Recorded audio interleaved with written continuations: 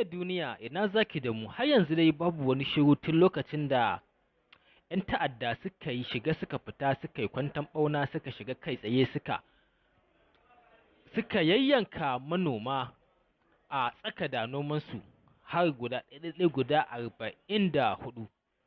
Har yanzu dai babu wani cikakken bayani ko kuma cikakken rahoto game da ɗaukan matakin da gwamnati za ta yi ko kuma ta yi game da wannan mummunan aiki da aka aikata wa 'yan uwa musulmai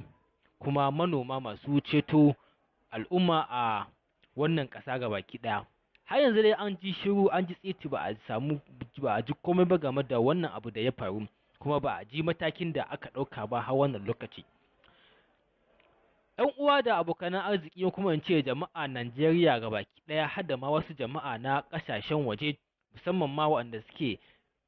zama a ƙasashen waje amma 'yan asalin ƙasar Najeriya ne suke bayyana takaicinsu da kuma jin haushinsu kwarai ma kuma da gaske, sannan kuma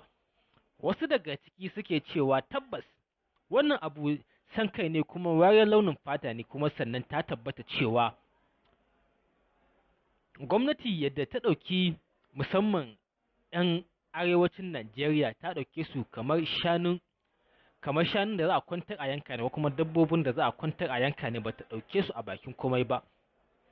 wanda take cewa da sauran ne da tunin an ɗauki mataki ko kuma an buɗe wuta domin a ɗauki mataki game da abin da aka yi,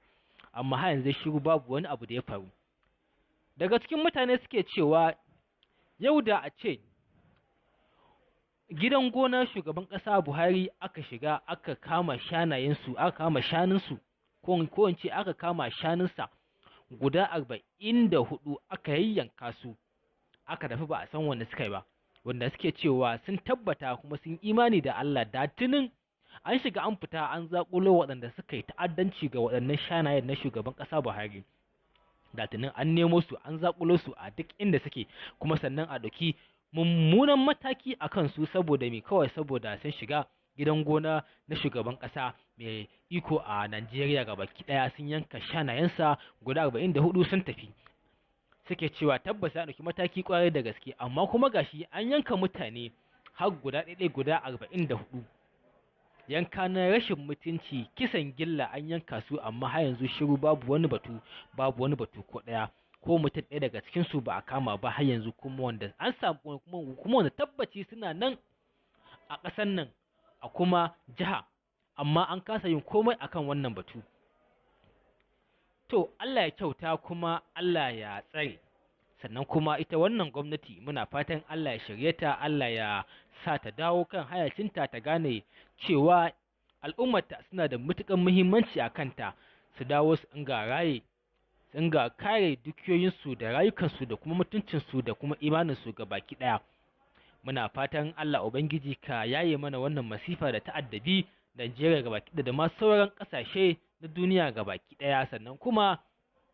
Allah ka shirye mu, sannan kuma Allah ka shirye shugabanninmu ga baki ɗaya, Allah ka sa mu dace.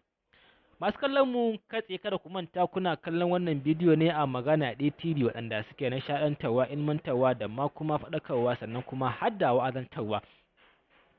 sannan kuma suke kawo labarai da ɗumuɗumin su, sannan kuma suke bibiyar 'yan uwa da abokan arziki jama'a na lungu da sako domin su ji ta bakin su ko kuma su ji ra'ayinsu game da abubuwan da suke faruwa a wannan ƙasa, tun daga abin da ya shafi siyasa da kuma abin da ya shafi masana'anta ta Kannywood da kuma abin da ya shafi rayuwa ta yau da gobe ta sauran al'umma ga baki ɗaya. Da wannan nake cewa ku danna mana ƙararrawa, sannan kuma ku danna mana subscribe, wanda zai ba ku dama a duk lokacin da muka ɗaura shirye-shiryenmu sai ku ji ɓam labari ya zo muku cewa mun ɗaura sabon bidiyo, sai kuma ku shiga ku kalla, sannan kuma ku danna mana liking, sannan kuma ku yi mana share, sannan ma kuma ku yi mana comment. Da wannan nake cewa sai mun sake haɗuwa a wani sabon shirin.